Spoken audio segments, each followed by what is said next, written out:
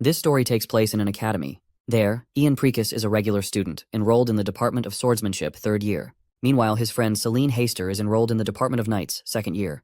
Then there's the third guy, Leto Ainstern, who is also in the Department of Swordsmanship, 3rd year. Being average academy students, the biggest worry for them is the usual stuff like low grades, exams, and all that student stress. To forget about all of it, Ian and his male friend rely on a little bit of booze. After having a good time with his friends, Ian heads back and falls asleep. As his slumber deepens, his mind drifts into the realm of dreams. There, he sees a battlefield littered with enemy corpses, and in the midst of it all stands a mysterious figure who oddly resembles Ian. The figure claims that Delphirem is coming and they must stop him. Ian finally wakes up when morning strikes. The name Delphirem lingers in his mind. He's heard this name in legends before. He decides not to think too much about it, and dismisses it as just a weird dream, because he drank too much the night before. That's when he suddenly notices a letter on his table that definitely wasn't there before. Another strange thing he notices is that the date on his calendar has changed. It's now 7 days ahead. He picks up the letter and starts reading it. From the handwriting, he can tell it's definitely written by a woman. Without even finishing the letter, Ian starts to imagine it's from some girl who has a crush on him. He might be late for class, but he's sure reading this letter will be worth it. However, after reading it, he realizes the only beautiful thing about it is the handwriting. While the sender did claim to be his fiancée, the contents of the letter are seemingly unusual. Everything written seems abstract. In the last page, he learns that the letter is from someone named Sophia, from the year 571 of the imperial calendar, on the 15th day of the month of the bow. The funny thing is that the dates on the letter don't match with the calendar, and another striking detail is the highlighted message at the end of the letter, which goes like, "If we don't protect the future, the world will perish." Annoyed, Ian crumbles the letter and tosses it into the trash, thinking it just a prank. As he walks through the crowd of students, he notices everyone is trying to avoid him, as if he's caught some contagious disease that only he can spread. They're murmuring under their breath and constantly giving him weird stares while keeping their distance. He also notices that, for some mysterious reason, he's now carrying an axe. Then he spots his friends, Leto and Celine. But even they quickly turn on their heels and start ignoring him. They act like they don't know him. Ian calls out to them, wondering if they can't see him or if they're just trying to ignore him. Leto suddenly begins to examine Ian closely. As far as Leto remembers, something about Ian was different just yesterday. Meanwhile, Ian has no idea why everyone is treating him so weirdly, and he wants answers. After a thorough examination, Leto wells up with tears of happiness and tries to hug Ian. Ian is even more lost now and demands clarification. That's when Celine reveals that Ian had been possessed by something strange the entire past week. This comes as a huge shock to Ian because, as far as he remembers, the last thing he did was say goodbye to both of them the previous night. So how in the world did an entire week pass? Upon hearing this, Celine realizes that Ian doesn't remember anything from the past week. They're annoyed because he's been treating them like servants this whole time, and now his reputation is ruined because of his awful behavior. They even considered taking him to an exorcist if he hadn't threatened them with an axe. Speaking of the axe, Ian curiously grabs it in his hands, completely confused about how it even ended up there. His friends quickly get hit with PTSD from the past week and just tell him to put the axe away. Meanwhile, all these brutal truth bombs start to weigh heavily on our boy. The fact that he was possessed by an evil spirit doesn't sit well with him. What makes it worse is that he doesn't recall being near any dangerous places or objects, so how could he have been possessed out of the blue? He starts to entertain the idea that it might be connected to that nightmare he had last night. His friends are relieved that whatever possessed him is finally gone, and thankfully, it's gone before Ian could cause any more trouble than he already has. Hearing this, Ian curiously asks if he did something terrible. They agree that he did do some pretty terrible stuff. In fact, it was so crazy that he might not even be ready to hear it. He beat the 2nd year's top student. Yes, you heard that right. Ian defeated the 2nd year's top student, the very student hailed as the youngest aura expert. The same student who's been referred to as the monster swordswoman among the 2nd years. Her name is Saria Yurdina. Ian is literally struggling to believe he beat that monster of a woman. As if that wasn't enough, Celine reveals that the defeat he handed her was so bad and humiliating that she had to be hospitalized for an entire week. Ian starts questioning what kind of evil spirit possessed his body to make that happen. Well, they're not sure either. But Celine reminds him that that's all in the past now, and they need to focus on the present. She asks him what he plans to do about his swordsmanship class today because, today, he's supposed to face that very monster woman once again. The scene then transitions to the recent past, where Syria can be seen struggling against Ian. He's staring her down with those deadly glares, slapping her hard across the face and sending her tumbling backwards. He follows up with another brutal attack. Bro is beating the hell out of her, disregarding any offensive misogyny. The students around them are in utter awe. As far as they can remember, Syria was virtually undefeated until this moment. Even the 4th-year students had a hard time defeating her, but Ian is handling her like it's nothing. Possessed Ian stands right in front of her, towering like the Sigma he has become. He finds it pathetic that, despite intentionally leaving openings for her, she falls for them and attacks without thinking. What's worse, she didn't even seem suspicious of the trap he had lured her into. In the present, Ian is dreading the fight ahead. Out of everyone, why does he have to fight Syria? It would have been fine if he were up against someone he could actually defeat. But now, he's about to face the Academy's unbeatable student, Saria Yurdina. Celine suggests Ian call it quits while he still has the chance. Meanwhile, other students start egging Saria on, telling her to give her best. They recall how badly she lost before, but she's still determined to fight and won't let it go. The professor always covers for her because she's strong, which is why she's under so much peer pressure. She wants her name as the strongest swordswoman to keep flourishing. The teacher decides to commence the match, but before doing so, he reminds everyone that this match serves as a substitute for their class, and it will affect their grades. Well, that's not a good sign for our boy. While he had no problem getting defeated, the thought that this could affect his grade is enough to make him dread the whole thing. He curses the evil spirit that possessed him. Saria is a top student, so losing a few marks shouldn't hurt her, but if Ian fails this class, he'll end up living with his parents like a NEET, something he does not want in his life. As soon as the battle begins, that feisty lady launches an attack at him, and that single hit sets him flying through the air. He crashes down hard on the ground. Just this single attack is enough to make Ian realize that he's doomed. Even if he tries to keep the battle going, he's going to end up in the hospital. But still, Ian knows that if he gives up now, looking miserable, Saria will never acknowledge the battle and will demand more. So, he stands up, and as he jumps into the air to strike, he notices how much lighter his body feels, and his movements are much more precise. This only makes him curious about what could have happened to him when he was possessed.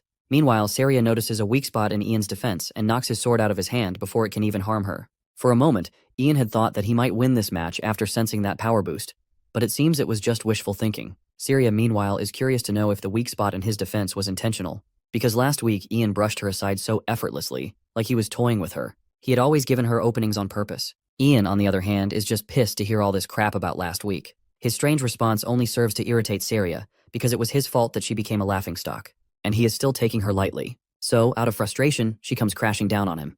But Ian is already prepared to block the attack. He can tell that both his kinetic vision and reaction speed have improved drastically. At this point, it wouldn't be a stretch to say that he can match her in this duel. As the battle continues, Ian adapts, keeping up with every attack she throws at him, though he's getting tired from her relentless assault. Meanwhile, Saria replays the words Ian had told her last week. Don't charge in just because you see an opening. Assume it's a trap. This is the very reason she wanted the duel, so she could prove herself. But to her, it seems like Ian is doing awful on purpose. So she charges at him again, determined not to relent unless he goes full out this time. Ian prepares to give her what she wants. Since his strength has definitely grown, he's confident he can take her down. But Saria is intentionally making a lot of unnecessary movements. The fact that possessed Ian told her not to fall for the openings has really got to her head. Their battle continues, and after a while, Ian decides to quit. He feels he's shown enough to satisfy her desire for a fight, but the little display of power Ian has showed only fuels her determination to fight even more. Now that Ian has gotten serious, she is also ready to show him what she can do. She leaps into the air and comes crashing down, and Ian ends up taking the hit. As he lies on the ground, the teacher starts the countdown. If Ian does not get up before countdown finishes, he'll lose automatically. Meanwhile, Saria is completely agitated that Ian took that hit on purpose, just to finish the battle. She makes it clear that she won't let it end like this. She's ready to request another duel if things go like this. Even if he refuses or skips class, she'll keep challenging him again and again. It will go on like this until she makes him taste the same humiliation of defeat she felt back then. Meanwhile, Ian is just annoyed by the fact that he has to deal with all this crap he doesn't even remember doing. He's not sure if she should treat him like some kind of arch nemesis just because he defeated her in a duel. In any case, he manages to get up before the countdown runs out. The teacher gives him the option to withdraw if he wants to. But Ian isn't willing to withdraw, so the teacher decides that the duel will continue. Saria is glad to see him make this wise decision, as it wouldn't have been appropriate to leave things unsettled like this. Ian gives her a sassy smile in response because, honestly, he's looking forward to settling this once and for all. In fact, he's fired up. He's eager to rip that shitty pride of hers to pieces, just like he did last week. Saria takes the opportunity to strike first, but Ian counters and literally grabs her sword with his bare hands, tossing it away. He then raises his own sword in order to finish the job. But before he can land that blow, he notices Saria trembling, seemingly vulnerable. This falters Ian, and he stops mid-attack, doubting whether what he was about to do is even okay. He's not sure why he's so worked up about this at all. Even if he humiliates her again by defeating her, it won't solve anything. The situation will just repeat itself. It's not about winning. It's about understanding the issue at hand. So, instead of continuing the attack, he flicks his finger and gives her a sweet poke on the head. Saria takes it the wrong way, beginning to think that Ian is trying to humiliate her after winning. But Ian questions why she's even trying so hard to win in the first place. In response, she says that winning is everything to her. If she loses, she'll just be a laughing stock. Ian tries to give her some motivational advice, reminding her that what others think isn't important. Losing one match won't change what people think of her that much. And no matter what others may say, the effort she's put into honing her swordsmanship won't disappear just like that. He acknowledges that being clowned by others just because of a defeat does hurt. He then shares the kind of pathetic life of defeat he's been carrying all this time, so he knows better than anyone that there's no point in taking others' selfish words to heart. Even if she loses once and others laugh at her, nothing will change. She does admit that she felt pathetic and started to believe that her swordsmanship is useless because she lost one duel. This encounter has taught her a lot, and for that, she's very grateful to Ian. Everyone in the crowd is utterly bewildered to see Saria finally concede defeat. This means that Ian has won twice against a top student. The teacher also announces Ian as the official winner of this match. Saria, on the other hand, is so motivated by Ian. She now wants to walk her own path, no matter what others say, just like senior Ian taught her. After a few days, we see Ian once again getting weird stares from other students. It looks like he still needs to figure out how to handle the unwanted attention he's been getting. The students at the academy are still whispering and talking about him. They've now dubbed him a demon who not only defeated Saria in his first match, but also forced her to admit defeat. But Ian believes he hasn't earned this victory fairly. He only won because Saria didn't show what she's truly capable of. He didn't win because he's strong. While he admits that his aura detection and mana have drastically increased compared to before, it still does not change the fact that she is strong in her own regard. Though he is a bit curious what caused this little power-up he has gotten. He wants to know what happened in the past week that he can't seem to remember at all. His friends suddenly surround him, asking about his well-being. Well, he's good for the most part, but the only thing troubling him is what possessed him. His friends assure him that the saintess at the cathedral said he's fine, so they're sure that he's indeed fine. But Ian's not sure. With all the weird rumors circulating around the academy, he can't seem to feel good. But Celine believes that he should not give any attention to these stupid rumors. Not to mention the rumors aren't even bad. Before all this, he was looked down on as a low-ranking noble, but that's not the case now. It always pissed her off when they called him an unattractive runt. Furthermore, she's grateful that because of his antics, even the high-ranking nobles have stopped treating them badly, because they're scared Ian will crush them. Celine then brings up a fresh rumor circulating about him. Word has it that Saria has been following him around ever since that day. Ian then points his friend's attention to the other side, where they see Saria lurking behind a tree in a disguise that's too obvious. Celine is totally thrown off by the obvious disguise Saria is rocking with such confidence, as if it would fool anyone. Besides, why in the hell is she following Ian after getting her ass whooped twice by him? Ian reveals that it's been around 5 days since she started lurking around him, and he is not sure what he should do about her. His friends then tell him to go talk to her since she's been going crazy just to talk to him. Finally, he approaches her. He already knows she's been following him, so he asks if there's something she wants to get off her chest. He's willing to listen. The girl looks demure and innocent. She's surprised as well as panicked that Ian has been able to see through her disguise. Anyway, she gets to the point and, panicking, requests his guidance on how to get stronger. The first thing Ian notices is how polite she's become ever since their last duel. Anyway, he's not sure what he's supposed to teach her. If it's about morals, that's a different story, but there's nothing he can teach someone stronger than him. But more importantly, he's glad he finally got his normal life back, and he really doesn't want to get involved with her. So eventually he refuses her request, though he reminds her that she's already powerful enough. The reason he won twice against her wasn't because of his skills or anything like that. It was because she simply let her guard down. Honestly, the only reason he won was because of sheer luck. But Saria believes that luck is also a sort of skill. She insists once again. She doesn't mind if he can't do it for a long time, as it would be more than enough if he helps her until the hunting festival. The mention of the hunting festival catches Ian off guard, because that ridiculous letter he received also mentioned something about the hunting festival. There were a lot of accidents during the hunting festival that year. Emma, from the alchemy department, went to gather medicinal herbs when she was suddenly attacked by a mysterious monster and was found with her stomach ripped open. In that case, he decides to focus on the mission at hand. But before leaving, he lets her know that if she wants to get stronger, she should ask Professor Derek to teach her, not him. As he runs away, his friends ask where he's going all of a sudden, to which he claims that he just remembered something else that requires his utmost attention. While Ian doesn't believe anything written in that letter, the fact that his friends' names came up in it bothers him. Later, he finds Emma in the alchemy lab, and the reason he's visiting her is that he's sure she must have some answers about his situation. A few days later, we see Saria practicing swordsmanship under the guidance of Professor Derek. He commends her for her fluid motions and can tell she's improving. As long as she remains diligent, she'll be able to create a well-rounded aura by the time the hunting festival comes. He's also glad she reached out to him for guidance, which he finds rare. The meek girl excitedly reveals that it was Ian who suggested she seek Professor Derek's guidance, and she doesn't regret it at all. She then decides to leave, as it doesn't look like she can learn more than what Professor Derek has already taught her. As usual, her bluntness catches poor Derek off guard.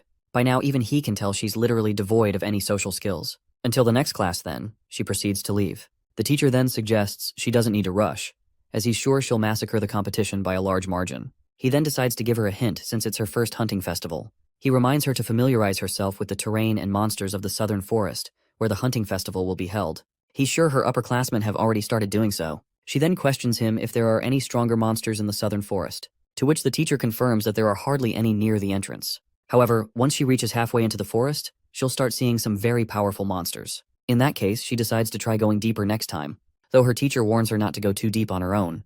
Although students can take most of them down, there are records of terrible monsters appearing more frequently as the hunting festival approaches. We then learn about the origins of the gods. At the time of creation, the heavenly god Ars was born alongside light, and with darkness came the evil god Omelos. Together, the heavenly god and the flow of time created the universe, establishing the law that time flows from the past to the future. If this law were ever overturned, the world would be thrown into chaos. Thus, the heavenly god firmly preserved the order of time by placing several restrictions on it. If there is any being capable of defying this order, it would have to be an enemy of the heavenly god, someone immensely powerful, someone like Delphilm. We then cut to Emma, who is trying her best to make Ian understand this lore, but it's all just going way over this goofball's head. She's annoyed that he's not even putting in the effort to understand what she's explaining. He was the one who woke her up while she was sleeping after pulling an all-nighter and demanded an explanation. But now he's barely listening. Not only that, but he came in and slammed the door open after not seeing her for a whole month. This guy seriously needs to learn how to treat others. But he tells her to cut him some slack as they're friends. Well, she doesn't believe this one-sided relationship can be called a friendship. He only comes around when he needs something. While it's true that he woke her up, he is not sure if he deserves this much criticism. He apologizes once again, but he really wants her to explain it to him a little more simply. Since he's apologizing, she decides to be a little lenient and promises to tell him the gist of it one more time. In simpler words, if he wants to go against time, he'll need immense strength. And there's only one being in this world that has this much power, and that being is Delphilm, the servant of the evil god. If this is what she says, he concludes that the letter he received must have been sent by Delphilm. While she didn't mean it that way, but they can consider the possibility that the letter was indeed sent by Delphilm. But she's not sure how a mythical being they're not even sure exists could have done that. In this case, Ian believes the evil god might be behind this. But then again, they can't confirm its existence either. In any case, it's impossible to get a letter from the future, so he should go back to his room and make sure he doesn't tell anyone about this, as she fears others might laugh at him for his ridiculousness. Ian makes a mental note of how harsh Emma is being, treating him like an idiot just because she said something ridiculous. Then again, he must be just as crazy for believing that he actually received a letter from the future. Before he leaves, Emma hands him a set of potion bottles, revealing that they are presence-erasing drugs, her latest invention. She encourages him to test them out and see if they work. The goofball in Ian gets excited at the thought of such a lucrative product. He imagines himself becoming completely invisible after drinking the potion. However, Emma quickly bursts his bubble, explaining that the potion does not make him invisible, it merely suppresses his presence. In any case, Ian eagerly pops open a bottle and chugs it down, only to be met with an absolutely foul taste. The stench alone makes him gag. Emma, on the other hand, is exasperated. Watching him recklessly drink such a valuable potion without a second thought, she gives him a well-deserved scolding. Despite the reprimand, Ian decides to test if the potion works. He asks Emma to close her eyes and try to sense him while he hides. She complies, shutting her eyes right away. However, Ian is met with a shocking realization. He cannot sense himself at all. It is as if he has become a ghost, without a body or presence. Just as he begins to feel smug, thinking this ability will give him the upper hand in the upcoming hunting festival, Emma immediately pinpoints his location. His excitement vanishes as she sighs in disappointment, lamenting that all her efforts were wasted. The potion had successfully concealed his presence, but his lingering body odor gave him away. She grumbles about not having considered body odor during her testing. After all, everyone has a unique scent they cannot detect on themselves. It simply had not occurred to her when she tested the potion on herself. Ian decides to take his leave, as he only came to check on Emma's well-being. Before departing, he promises to test the second potion bottle in the forest and report back to her. He also warns her not to go into the forest alone until after the hunting festival. If she needs to collect herbs or other materials, she should call him to accompany her. Lately, the monsters in the forest have been behaving strangely. Taking advantage of Ian's willingness, Emma invites him to tag along, seeing a perfect opportunity to put him to good use. Ian is also eager to help, so he agrees to tag along whenever she wants. As dusk turns to night, Ian returns to his dormitory. Ever since he read those strange letters foretelling Emma's death, he has felt an obligation to warn her. He can only hope she heeds his warning and stays out of the forest. Suddenly, Leto storms into the room, furious that Ian deserted his friends and ran away without even telling the reason. Seeing his friend, Ian immediately suspects that Leto is behind the prank, the one who planted those ominous letters on his desk. He interrogates Leto, demanding to know why he would do something so ridiculous. Because of those letters, even Emma laughed at him. While friendly pranks are one thing, mentioning Emma's death so casually is an extremely poor taste. But Leto is genuinely bewildered, having no clue what Ian is talking about. Switching topics, Leto asks how Emma is doing, since Ian met her today. Ian reassures him that she is fine. However, the scene shifts to a chilling reality. Emma is not fine at all. She lies in the forest alone, her stomach brutally torn open. The next scene takes us to a cathedral, where Emma rests on a bed, undergoing healing from a saintess. Leto and Ian can also be seen, praying for their friend's recovery. The saintess explains that Emma was found at the forest's entrance. According to the scouts, it was likely a monster attack. Since monsters rarely appear in that area, Emma must have let her guard down. Fortunately, drinking a potion that made her appear dead after being wounded saved her life. Ian, however, firmly believes that the Saintess's divine power is what truly saved Emma. But the Saintess regretfully informs him that her powers are not all-powerful. If the cathedral were to receive a valuable offering, they could perform a miracle. Ian reminds her that Emma comes from a family of herbalists who do not have the resources for such an offering. The Saintess clarifies that the offering is not about monetary value but rather the difficulty of obtaining it. Unfortunately, she advises them to prepare for the worst. She also reveals that Emma's father is on his way to see his daughter. She understands that it will be difficult for Ian to explain what happened, so she offers to handle it herself. He is free to return to the academy, but Ian refuses to leave. He was the last person to see Emma before the tragedy struck, and he is prepared to explain everything to her father. The Saintess notices the remorse and regret weighing on Ian. So, she reassures him that he is not to blame for Emma's situation and wishes for his mental peace. Outside the infirmary, Leto throws a fit, questioning why a monster suddenly appeared at the forest's edge. If it had not, Emma would have been safe. At that moment, Emma's father arrives, tears streaming down his face. His disheveled appearance makes him look like a hobo straight coming out of the streets. Seeing Ian, he begs to see his daughter, but for sanitary reasons, even her father is not allowed in. Ian and Leto can do nothing but assure him that the priests are doing everything they can to save her. Ian then proceeds to offer the bottle of potion to the devastated father, the very bottle of potion Emma had given to him. He believes her father should be the one holding it. However, the meek father refuses to take it. Instead, he makes only one request of Ian. He wants them to save his daughter. This simple plea leaves Ian feeling deeply guilty. If he had taken the letter's warnings more seriously, he could have prevented this tragedy. He does not know if the letter is truly from the future or if what it says is entirely accurate. But he does know one thing. He cannot ignore it any longer. Determined, Ian resolves to find the person named Sepia, the one who sent the letter, and ensure that the events described never come to pass. The next day, he embarrasses himself when he asks Leto about a girl named Sepia. Leto bursts into laughter, teasing him for having a secret admirer. The idea that someone would fall for Ian is beyond his imagination. Ignoring the teasing, Ian insists that he just wants to ask her some questions. But Leto continues to poke fun, which earns him a well-placed punch. Moving on, Leto mentions that Sepia is the name of a flower. Ian is already aware of this, which is why he is unsure if the name is real or fake. Leto considers the possibility that it might be a nickname. Since flower-related names are common in the north, the sender might be from that region. The mention of the north reminds Ian of the Yerdina family. Leto promises to ask around, but if the person is from the north, he has one person in mind, Saria Yerdina, a girl who just so happens to be a fan of Ian. Ian suspects the same. After all, the only noble family he knows in the snowy north is the Yerdinas. Saria suddenly appears before Ian, offering him a pouch of gold as compensation for teaching her. Ian literally has no clue what compensation she means. She reminds him that she had once asked for his guidance and later realized it was rude of her not to offer something in return. Ian insists it was not rude at all and refuses such an excessive reward. He wonders why she is so desperate to train with him. Saria explains that she wants to learn from the one person she cannot defeat. But Ian reminds her that he doesn't have the ability to teach someone as talented as her. He believes she has the potential to rise even higher on her own. Saria acknowledges this, but she doesn't want to miss this year's hunting festival because she won't get another chance. The mention of the hunting festival reminds Ian of something crucial. The letter said that Sepia also participated in this year's hunting festival. Because of that, he finally decides to train with her. Internally, he believes that the hunting festival might be the key to finding out whether Saria is Sepia. Thus, he starts training with Saria, and while he hasn't yet figured out if she is truly Sepia, he has learned a few things about her. The first thing is that she has zero social skills. She has the nickname Rude Yerdina, but not because she intends to be rude, she's just terrible at interacting with others. The second thing is that Saria doesn't understand the concept of rest. Ian has heard that high-ranking nobles often train relentlessly, relying on healing potions to recover, and Saria is definitely one of them. At one point, Ian suffers a terrible bruise, yet she still insists on continuing the practice, arguing that it can be healed with a single potion. But Ian reminds her that potions may heal injuries, but they don't remove the tension and fatigue in his joints.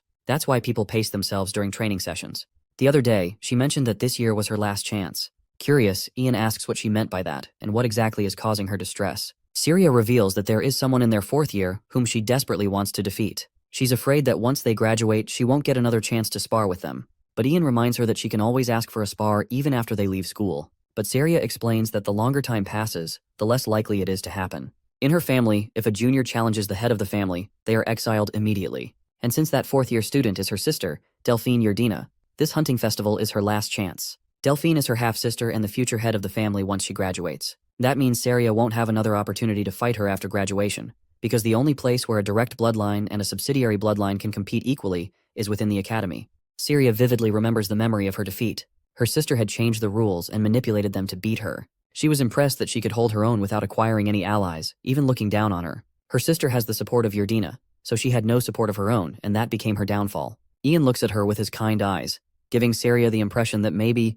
just maybe, she could find an ally in him. She thinks she should be bold enough to ask him out. Forwarding to the next scene, there's the hunting festival, an event most beloved by Emperor Daedalus. It's one of the main events featured at the Academy, a competition to determine the most capable hunter, the one who can take down the strongest magical beasts. These beasts reside in the southern forest, the main location for the event, and they're intentionally allowed to roam free for the purpose of the competition. Also, the mysterious messenger Sepia is supposed to take part in this festival. Then there's Syria, whose connections will strengthen with Ian during the festival. At least that is what the letters implied. He still doesn't get why it has to be him or why he's connected, keeping him in a pensive state. Celine hurries up to him in a rush, wanting to go together. She calls him an idiot out of nowhere, arguing that he obviously wouldn't want to team up with Syria after humiliating her. Even though Ian tells her that they reconciled, Celine finds it weird that Syria has been following him for the past few days. Ian thinks it's nothing more than her own curiosity, as Syria has stopped doing that. Celine finds it uncomfortable and irritating that he's simping for Syria to this extent. Bro squeezes her face like he's Gordon Ramsay making an idiot sandwich. Celine's speechless in embarrassment, before he casually asks if she changed her perfume. Still flustered, she tells him that it's the scent of her facial cleanser. Ian didn't actually care, he just wanted to change the subject. Dude is a gaslighter pro max. Anyway, Celine is curious to know if he's got any clue on the kind of exercises they'll be doing. Ian guesses that it'll be exploration in the forest for the most part. He's really hoping they don't encounter any magical beasts, and in a normal occurrence, that would be the case. However, according to the letter, a magical beast attack is destined to happen, and with the right reaction, he could prevent severe casualties. It's a short way of saying that many people could die if Ian fails to act. He's hell-bent on preventing that dark future at all costs, as he's the only person who knows about the warnings from the future to come. In the next scene, the instructor rallies up the students for an important announcement. He wants them to be aware of Emma's incident in the forest, putting her in the hospital. It's a strange occurrence for magical beasts to come up all the way to the entrance, where they've never been sighted before. The instructor wants them to be wary of an attack, and goes on to explain the second bad news. Since they're melee fighters, they'll face difficulty swinging swords around an abundance of trees. He wants them to stay sharp on their feet, as they're facing monsters who are used to their own territories. Even Ian remarks they'll be at a severe disadvantage. However, the instructor believes that any swordsman with the ability to materialize their aura could easily clear the forest without any trouble. He demonstrates his point, showcasing how even at a disadvantage, their blade will cut everything down. At the same time, that doesn't mean they're allowed to go crazy and ruin the environment. The environment will play a crucial role in determining the outcome of their fight, and for a swordsman, appropriate distance is critical. Their first exercise will be a practical one. The students will form pairs and then move freely during the exploration. He doesn't want them to venture to the center of the forest, and emphasizes that they should run back to safety if they feel endangered. The thing is, Ian knows that a large group of magical beasts will ambush them, which also means staying together in a large group of their own would be beneficial. But the thought of gathering people together in an event featuring pairs, that sounds difficult because no one would believe him. The only thing Ian can do is to inform the professor about the magical beasts right after their appearance. There's the chance that he'll be caught up in a battle, so our boy rejects Celine's advance and zooms right past Syria, inviting her to team up. Poor Celine freezes into non-existence. She took the L so hard. The exploration begins with Syria and Ian remaining in the safe area. No magical beast has appeared before them yet, which he remarks is a weird occurrence. Even Syria finds it strange, and she's even more capable at sensing magical beasts than him. Ian recommends taking a break, urging her not to lower her guard. They wait a while until the sun comes down. She's standing in front of him, looking all shy and curious. Syria has been meaning to ask. She wants to know why he asked her to team up. Ian casually states that they're friends and wonders if she doesn't see him the same way. Syria, blushing, questions if she should give him something in return for friendship. She's not used to gaining any friends, so she doesn't know how this goes. Ian is stumped when she offers him gold in return for his consideration. He clarifies that friendship is different from transactional relationships, and that friends are able to casually chat with each other without any payment. They're supposed to share things with each other. Understanding this, Syria wants to ask him a rude question. Ian experiences a surprise when she inquires if he's doing all of this for Emma's sake. After all, they ventured way deep into this forest. She wonders if this is supposed to be a vengeful act against the magical beasts. He doesn't clarify. In fact, Ian erupts in anger, his whole body trembling with the memories of his dear friend. Ian tells her that he's not in it for revenge but to locate the magic beasts. Syria, horrified, asks if this is also a part of friendship. He thinks it's just a natural thing, and he's curious how Syria would behave if he were attacked by a magic beast. A determined Syria revolts that she would immediately take the monster down. That's similar to what Ian feels at the moment. The isolated girl is slowly understanding the meaning of friendship with Ian's actions. He clarifies that he's not in a rush, or crazy enough to go in without any plan. That's why he's prioritizing their safety. Ian suddenly hears something and instructs Syria to focus. At first she doesn't feel anything at all, but then it hits her.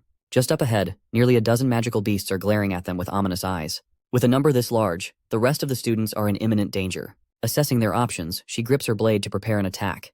But Ian recommends against that, believing that these monsters pose trouble if they take them head on. He thinks the best course of action is to inform the professor. Preparing themselves, they make a run for it, the horde of monsters following them from behind.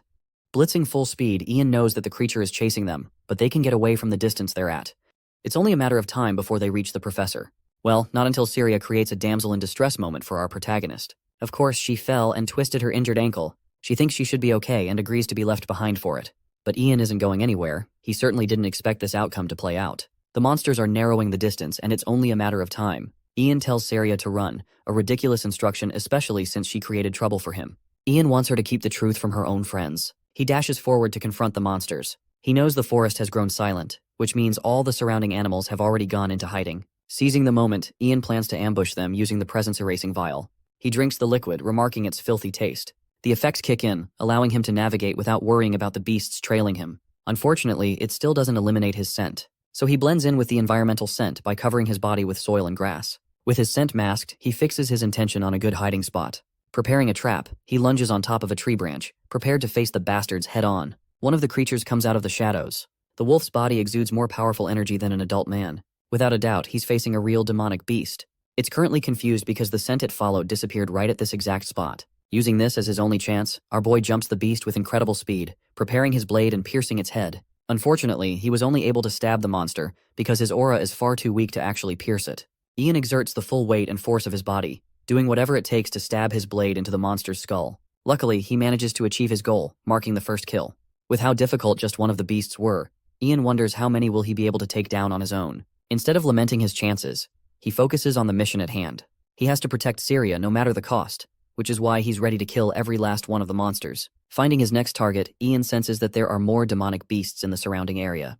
They're split up trying to look for him. At least 5 of them are just nearby. In this situation, he thinks it's best to kill quickly before one of them can alert the rest of the pack. Ian forces his way and stabs multiple wolves one after the other. In his arduous struggle, he gets caught off guard and receives a brutal bite from one of the beasts. Ian perseveres. He can't even scream in pain because it will alert the rest. Dealing the killing blow, Ian uses his axe for yet another stab. He's just defeated a group of demonic beasts thanks to his axe helping him out. His senses have experienced growth ever since his body was possessed. In fact, his entire body moves much faster now. The possession ended up a good thing for him, no matter the purpose of the spirit. Bro is out here being possessed by Annabelle or some shit. Ian is pretty certain he can take care of the magical beasts now. Back to the rest of the group, Celine is pissed that he teamed up with Syria instead of her. She even accuses them of dating in their little team pair. Yeah, about that. Syria arrives panicking, explaining what happened. Instructor Derek is stunned to hear that Ian stayed behind to face the monsters all on his own. He wants Syria to wait and bolts ahead to take care of the beasts. Syria collapses to her knees before falling unconscious,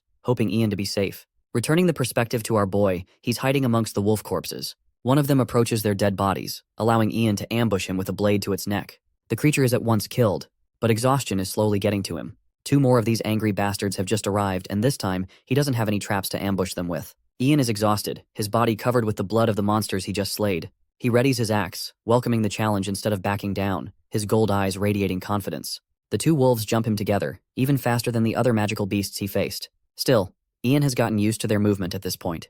He thought it would be tough to take more than one of them in a fight, but right now, he thinks he's got a chance. Our boy goes for a double cross slash, hitting both creatures with an array of attacks. He wins yet again, vowing to kill every last one of these monsters. Ian's body is taking a hit, and he was pretty certain to have killed most of the creatures by now. However, he can clearly sense one more approach. This one, for some reason, isn't drawing near. He assumes that the creature must have prepared a trap for him, a smart little fellow. However, Ian doesn't intend to fight the creature if that's the case. Suddenly, a foul smell attracts his attention. The realization dawned on him. He could never forget this smell after all. It's the smell of alchemy that came from his classroom. Correcting himself, Ian believes it's the smell of the potion from Emma's workshop. His hands tremble to hold his blade. He slowly realizes that this bastard was the one responsible for attacking Emma. The magical beast still has a piece of Emma's robe stuck in its mouth.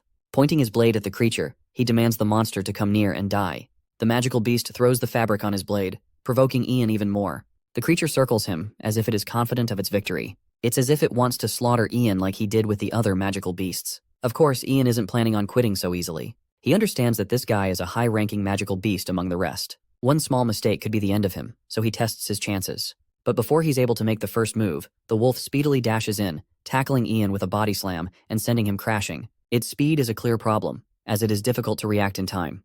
The magical beast goes in for another attack, This time Ian counters by throwing his blade inside the beast's mouth. Using this as an opportunity for an opening, Ian lunges on his descent, prepared to hit the creature with his axe. The full swing of the axe strikes against the creature's body, but its skin is so thick that it sends the axe flying from the recoil. The magic beast goes on the offense, forcing Ian to block its attack and collect his axe. The creature leaps away, only having endured a small scratch on its nose. Ian's commentary is hilarious. He can't believe that this wolf fucker is doing backflips so casually. He even entertains the idea of sending this one to the circus. Ian notices that his blade shattered the wolf's teeth, which means biting him is out of the question now. Still, the wolf has more than enough attacks for him to worry about. Then, he's also got to worry about his own body's endurance. Another high-speed attack could be the end of him. Ian dodges again, forcing the wolf to use its claw. He ducks it, realizing that he's outclassed in stamina and speed in this fight. Ian forces a counter, but it's not enough to kill the creature, let alone pierce its skin. Things are looking bad. Really bad. He thinks it's only right to finish the monster while it's still cocky. Ian decides to use one last weapon up his sleeve, something he had been holding himself from using because of the risk involved. The wolf fires an enormous energy blast, shoving him to the tree. Ian's in a serious pinch. The magical beast is about to finish him off with its sharp claw. Ian is in a daze, but let's recap a few moments prior. He knows the monster is merely trying to play with its prey. It only ripped Emma's abdomen open to toy around. For a second, it seems like Ian's body is cut open by the wolf's claw. But that's not what happened at all. He anticipated this moment and plunged his blade at the right angle. Pretending to be weak, he could easily target the creature's guts, hitting him where it was weakest. Ian taunts the beast for thinking it could play with him so easily. And now, he's the one exacting revenge, slicing the creature's guts out instead. His blade powerfully slashes across the monster's body. The fight ends at last. The beast failed when it toyed with Ian, thinking that he would be just as weak as Emma. Its arrogance led to its gruesome death. Ian, in his anger, deals yet another blow in Emma's name, hoping for the monster to remember this pain well. Anyway, Instructor Derek is speedily rushing his way into the forest, hoping for Ian to be safe. He arrives right at the moment where Ian delivered his final blow. Just ahead, Derek is shocked to see the dead bodies of the monsters before him. He can sense Ian's presence nearby. Celine catches up with the professor along with the rest of the students. Unfortunately, Ian is nowhere to be found, causing them worry. Derek thinks they'll be able to uncover his location if they follow the path ahead. Finally, they come to discover Ian, sitting on the ground, using the wolf's dead body as a cushion. He's out here panting his heart out, mocking his friends for arriving a bit too late. His consciousness fades as he utters his teacher's name. The next thing he recalls is waking up in the temple. The saintess informed him what happened. His instructor carried him all the way back after his fight with the magical beasts. His recovery will take a while, but he's glad he didn't sustain serious injuries. He was able to avenge Emma by the end, but it still won't be enough to help his friend recover from her coma. Also, the magical beast he fought was a young and immature one for its size. If only it had been more mature, it never would have fooled around with Ian. His friend is upset that he's having to think about all the things in the hospital. Ian just wants the fool to leave, as he's nothing more than a patient right now. His friend thinks he's a moron for risking his damn life to protect Syria. Also, he had Emma's potion protecting him at the time. But his friend thinks a more useful approach would have been to allow Syria to drink the potion, and then make her hide on top of the tree. This would allow him to reach the professor in time, and nothing would be wasted. It's freaking hilarious because this is actually a solid plan, and our boy basically does an oopsie I forgot. Anyway, his friend is amazed that Syria's so close to him now. She was worried sick thinking about him near the temple. Ian wonders why she isn't just going inside the temple like any normal person would. Celine is next in line to pay him a visit. She tackles him with an embrace. The girl was worried sick for him. She bites his fingers for being stupid and prideful. Turns out that Ian has been given a reward for beating the magical beasts. It's a total of 70 gold. He holds his hand in pain, while Celine is out here acting like a cheap friend asking him to invite them for a good meal. Our boy is out here struggling in pain because she's clutching his injured hand. She wants to go to the restaurant specializing in magical beasts, serving the best drake meat all around. Ian thinks it's an incredibly selfish request when he's hurting like shit. Hearing that, Celine's face is reduced to disappointment. He apologizes while she continues to hug him. Her emotions take over as she sheds tears. She really thought he was a goner. Ian smiles, patting her head. He's not the type to bite the dust so easily. Dude is a persistent cockroach after all. Celine can't accept the fact that he's recklessly putting himself in extreme situations for no reason at all. Pointing out how Syria doesn't matter nearly as much as him, Ian counters, saying that he couldn't willingly let an innocent person die for his own safety. Celine finds him annoying. She openly confesses that he's single-handedly the most important person in the world to her. Oh dear God, that's the loudest I love you I have ever heard. And yet Ian still can't place a finger on what she means.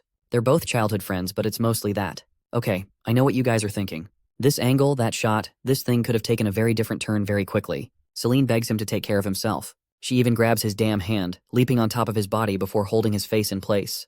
They're about to kiss when their friend cockblocks the moment with his presence. It causes Celine to jump like a cat experiencing a shock. He doesn't feel half as bad for ruining their moment. Ian, on the other hand, he's out here feeling guilty. Celine has been nothing more than a younger sister to him, and bro does not aspire to become Diddy's successor. His friend points to Ian, believing that he should take care of Celine if he's also going to strengthen his ties with Syria. Bro is out here giving him dating advice because of how many bitches Ian is getting all of a sudden. Leto is actually kind of right. It's really because of Ian that both Celine and Syria's relationship experienced a shift for the worse. Let's hop over to see Syria's point of view of how things went down. For her own mistake, someone else had to take charge. Ian fought for her, and even reminded her of the value of friendship. When her instructor rushed Ian to the temple, she feared for his life. Her actions nearly got him killed. A senior risked his life for her, and in the past, she wouldn't have been able to understand why. Syria's meditation was often interrupted by the man himself. Ian wanted to accompany her for something else. She admits that he's the first person who treated her nicely despite her troubles. He never said anything back even after her inconveniences. It's as if she does not feel afraid to be herself around him. That's why she's certain that she does not want to lose him. She understands a small fraction of what he felt when he took on those magic beasts for her. Just like that, she doesn't want to lose Ian either. After all, friends will do anything to protect their loved ones. Syria musters the courage to pay him a visit in the temple.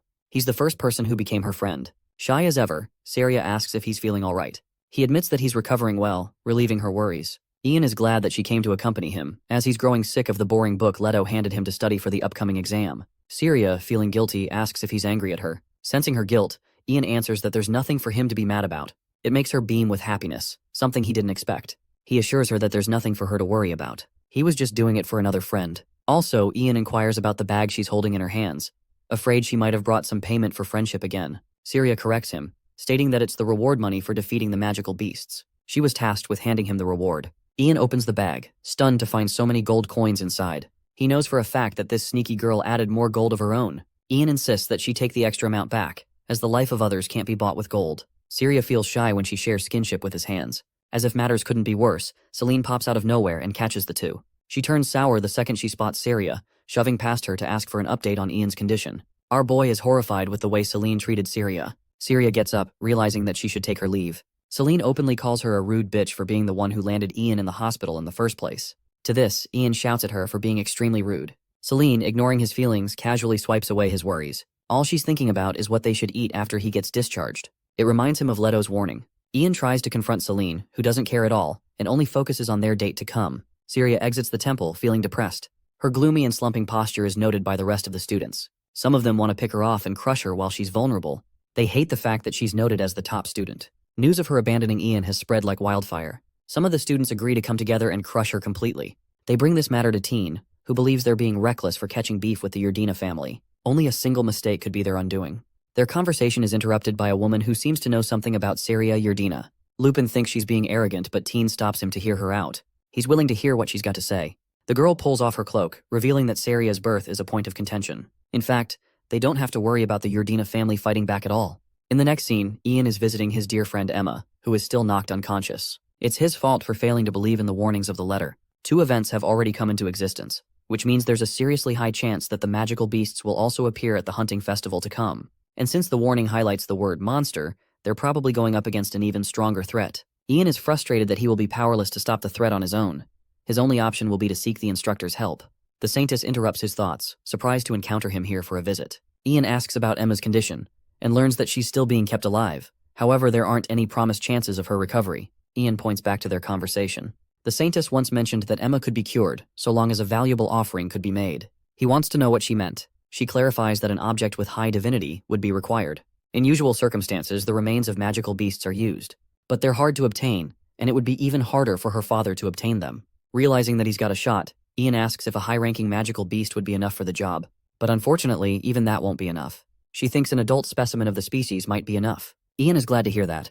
The Saintess confirms that Emma is at the brink of experiencing a miracle, so maybe she will recover on her own. Ian goes away, wondering if the monster that he's destined to face at the festival will be powerful enough as an offering.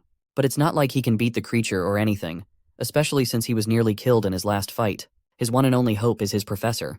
Ian's steps echoed near the faculty halls. He burst through a door, pardoning his intrusion. Professor Derek was pleased to see the rising star looking and feeling better after the incident. Finally, Ian raised his concern about magical beasts that are stronger than the wolves that are showing up. He asked if the professor would deal with the problem when it comes to it. Professor Derek seemed dodgy. His student just posed a complicated question. He personally believed that no magical beasts stronger than the wolves would show up any longer. Ian felt frustrated. It already happened in 2 separate incidents. It shouldn't be too crazy to think that it can happen again, right? Professor Derek argued that those were isolated incidents with an extremely small chance of occurrence. You see, magical beasts can appear in any area with a high concentration of unrefined magical energy. That's why the Empire oversees places that overlap with human presence. That way beasts can't spawn. The exception to that service is the Southern Forest. They leave that area alone for the sake of the hunting festival. The Empire keeps the beast population to a certain level while preventing strong ones from appearing. Ian posited that a particularly strong one might survive. Professor Derek disagreed. As far as he's aware, strong beasts love fighting, and their presence is strong. It's practically impossible for one to survive without being noticed. But if one manages to survive, it must be because of a special ability. Besides, the hunting festival is a grand stage where you can see who can hunt the strongest beasts. A single strong beast showing up shouldn't be a problem. Ian felt disillusioned by the professor's careless outlook. He asked if Derek doesn't care if he doesn't care if the students get injured or worse. The professor doubled down on his stance. The purpose of the tournament is to hone students, and professors aren't supposed to interfere with that. What's more, overcoming unfamiliar crises is also one of the tournament's objectives. Seeing that he won't be able to rely on the traditionalist professor if something dire happens, Ian has no choice but to handle this thing on his own. By lunchtime, we see Saria Yordina gracing the cafeteria with her unearthly presence. But the crowd of students no longer sees her as a threat. They see her as a punching bag to throw hurtful insults. They had stopped for a while, but the bullying started yet again. This time, the cretins are stepping out of line and hitting her where it hurts. They're hurling insults at her mother. The lack of one, to be more specific. Holding her lunch, Saria turned around to face the goons bothering her. They didn't seem intimidated or the least bit scared at all. Saria thought for a second and turned around. Whatever she wanted to do to them was not worth it. It's better to just ignore them and continue minding her own business. She can't waste energy on these people. The leader of the goons, Teen, took offense by being ignored. So, he rushed past her, deliberately bumping her from behind. With a forceful push, he made Saria tumble to her feet, dropping her lunch on the ground. As the plates shattered and the food was ruined, mocking laughter roared throughout the cafeteria. The young lady of Yordina family had never felt so frustrated and humiliated before. While she was experiencing Korean manhwa levels of bullying, our MC is practically beaming with a huge smile after having real meals instead of hospital food. Ian happened to pass by some students gossiping about what happened in the cafeteria. When he heard the Yordina family mentioned, his ears perked up to listen more. Some NPC nobles dismissed Saria's backing since they heard from someone else that her mother came from the lower class, making her a disgrace to the Yordinas. Unknowingly, the cocky NPC blurted that the only one who can defend Saria is that Ian Purkis guy. When cocky NPC turned around, the man he's been gossiping about appeared before his eyes. Ian just stood there menacingly, not uttering a word, while shooting a deadly glare at the gossiper. He demanded clarification on what the NPCs were talking about just now. Cocky Bowcut tried to change the subject, hoping to slither his way out of the situation. His goonmates had already left him alone with the big bad wolf. Ian held Bowcut's shoulders with threatening firmness, and the interrogation began. The devil has a lot of things he wants to ask. After extracting information from the pitiful NPC, Ian found himself in his next class, topology. All this stuff about areas and lines is not his strong suit at all. By his side, his buddy, Leto, took out a piece of parchment, hoping to cheer Ian up. It was an article regarding the Southern Forest magical beast repelling case. Ian Purkis, a third-year academy student, was credited for defeating multiple magical beasts in a harrowing incident. The article vividly described how he slaughtered 10 monsters, including one high-ranking one. It praised his achievements as nothing short of remarkable. Saria Yordina was mentioned too. The top student of the swordsmanship department was lambasted for abandoning a friend in danger. Reading that part made Ian mental. She was the one who sent Saria off. She had just gone to get the professor. The praise and the harshness of the article gave him a headache. Leto reckoned that the writers wrote it that way since it sells better. Think about it. The arrogant Yordina runs away while a low-ranking noble defeats a high-ranking magical beast. It's a sensational story. There's no better gossip than that. Ian is worried that if he doesn't clarify things, horrible things might happen. Leto advises him to give it up since the princess of the ball, the one in charge of the paper, will never hear Ian out. She doesn't interact with poor people. That means changing the story is out of the question. Leto tried to convince him to just let it go and move on. Ian gets all the praise, while his new friend gets all the hate. It wouldn't be good for Saria. Compounded with the bad rumors about her spreading lately, it's looking worse and worse. Ian consulted with Leto about the cafeteria incident where Teen insulted Saria, giving the others the courage to pile on the harassment against the poor girl. Ian scolded a few gossip mongers earlier. Those NPCs won't be a problem. By the looks of it, the group looked like they were second years, given their brown capes. Teen's group of third-year students and now the second-year students are participating. Leto feels as though something more sinister is happening. With so much harassment going on, there's a high probability that a mastermind is coordinating everything behind the scenes. Someone who can stir up public opinion to sow hate. While Teen might be a delinquent from a violent kingdom in the south, he's never had a high opinion of Saria. A noble from a frontier can't have that much influence. Assuming that someone is manipulating everything from the shadows, that someone must have an information network wide enough to dig up dirt about Saria's lineage. With that in mind, Ian formulated a simple but effective place. First, he'll destroy Teen and his entourage, then we'll proceed from there. Ian scoured the entire campus in search of Saria. By sunset, he finally found her. He approached her with a smile and checked if she was okay. He failed to notice the miserable state she was in. When he finally caught a glimpse of what happened, Ian's blood boiled. The beautiful young lady has been smeared with a red liquid all over her hair and body. In her eyes were tears of defeat. Earlier, she tried to come back to the cafeteria to have a meal after her first one was ruined. On the way, she came across some other goons blatantly talking shit about her. Once they realized the weak insults weren't working, they brought up her lower-class mother once more. Not knowing when to stop, the goons theorized that she might even have a different father, or she was just picked up off the streets. Syria was pushed to her limits. She tried to put up with it, hoping the harassment would die down, but that clearly wouldn't be the case. Seeing the rage on her face, the goons excused that they were just talking about some girl from the lower class. It's not their fault if the words hit close to home for anyone else. Syria Yurdina finally snapped and rushed her way to the bench where the goons were sitting. Unfortunately for her, this was all part of an elaborate plan. A trap. As soon as she stepped into the hidden trigger, her feet were planted into the ground with dig magic. She tried to shift her center of gravity to her other foot, only to become more unstable with one more dig trap. Seeing her lose her footing, stumble, and fall made the goons laugh like hyenas. One of the goons took out a bottle of wine, uncorked that thing, and poured the contents on top of the trapped Syria's head. They literally doused her with alcohol, bro. With a fiendish look on his face, the jackass noble goon celebrated her humiliation. Syria tried to remain level-headed. Normally, it shouldn't be possible to use magic without incantations. These bastards must have prepared this trap and waited for her to come back the whole day. As a result, they really got her ass. At that time, she had already taken the bait, so she entertained the idea of fighting back, but ultimately held herself back. In the eyes of her family, her mother is a non-factor. If she acted violently, it would only complicate things further. Ian strongly argued that she was well within her rights to whoop some ass back there. But those bullies were smarter than they looked. They made a public apology, calling it an accident. As for the insults, they never directly mentioned Syria by name. Had she acted hastily, those bastards would have been able to talk their way out easily. On the contrary, Syria would have just caused trouble for her family. Either way it goes, the young lady loses. Seeing, hearing, and feeling what she has to endure moved Ian. After a few minutes of emotional release, Syria wiped her tears away and thanked Ian for lending her an ear. No matter how many times she insisted that she was fine, Ian refused to let the matter go. She might be okay with keeping the status quo, considering what she has to lose, but Ian Purkis is not built like that. He's ready to be on demon time. He's not fine with this shit at all. The third years usually loiter around the back of the academy for their shady shenanigans. The goon that wind up Syria bragged to Teen that the girl couldn't even dodge his basic magic and tripped. It sounds like the idea of pouring wine on her was Teen's idea. They called it a luxurious shower she could never afford. Their little fucked up meeting was interrupted by the arrival of Ian Purkis. Without missing a beat, he confronted them about where the rumors about Syria's private life came from. The goons just laughed at him for playing the role of knight in shining armor. Seeing that these kids weren't taking him seriously, Ian jumped in with his knuckles, ready to be delivered. One punch was all it took to crash one of the goons to the ground. They looked at him incredulously. They can't believe that a low-ranking noble would dare lay their hands on a proper aristocratic noble. Before any of the goons could draw their weapons, Ian had already taken down one arrogant young master with a swift swing. He sent the guy tumbling to a random alley corner. From behind, one of the goons tried to punch him in a blind spot. Ian quickly responded by sending that sneaky bastard into the air. 2 down and more to go. He hasn't even broken a sweat yet. He never expected these arrogant pricks to spill everything right away anyway. He might as well have a little fun. He can just beat these kids up as much as possible until they're on their knees apologizing. Seeing as they're all holding swords, it seems like Ian had taken care of the only magic user in the group. Teen is the only troublesome opponent left.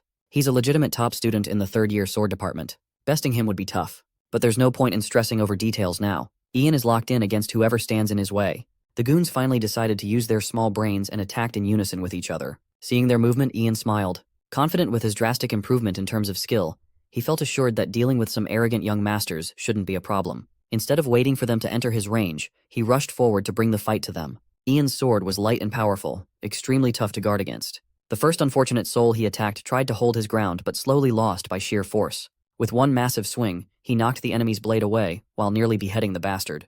With one more down, there are just 2 more to go. Suddenly, Ian felt a sudden pang of pain in his back. Turning around, he saw the other goons attacking him from the rear. With a coordinated effort, the 2 took to the skies and aimed for a single target. Ian was forced to be on the defensive end, making sure to stop the 2 swords from ripping him apart. He gritted his teeth, hoping that he could outmuscle 2 people at once. With perfect timing, he managed to sneak in another slash to drive the goons away. Upon creating some space between them, Ian slashed once more with passion. It landed on a goon's temple, factory resetting that fool. Like a wild animal, Ian pressed the attack on the last trash mob left in the way. He sped up barehanded only to sneakily pull out the mysterious hatchet hidden underneath his uniform. As soon as the coddled NPC noble felt his bloodlust and incoming harm, the bastard was cooked. After a minute of close calls, the trash mobs were cleared.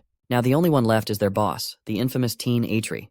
While drawing his great sword, Teen asked how Ian managed to improve his skills so greatly in such a short time. He mockingly asked if Ian received some miracle Yardina drug when the two of them were training every morning. The sly bastard even knows his training with Syria.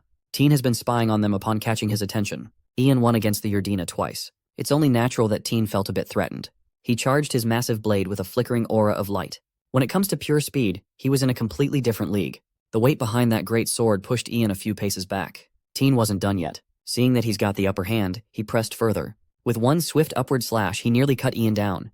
Teen laughed. By the looks of it, he was worried for nothing. Ian's skills might have improved, but his magic hasn't. Ian knew how true that was better than anyone. Even if he can read and react to Teen's moves, that guy's potent magic sword is too much. Still, Ian has to find a way to win somehow. With his inferior magic power, Ian is no match against this bastard in a head-to-head match. Every movement and attack just steer the pendulum more and more toward Teen's supremacy. His wild light aura was equally destructive and quick. Defending against such heavy attacks is slowly taking its toll on Ian. No matter what he tries, he just can't seem to bridge the gap between them.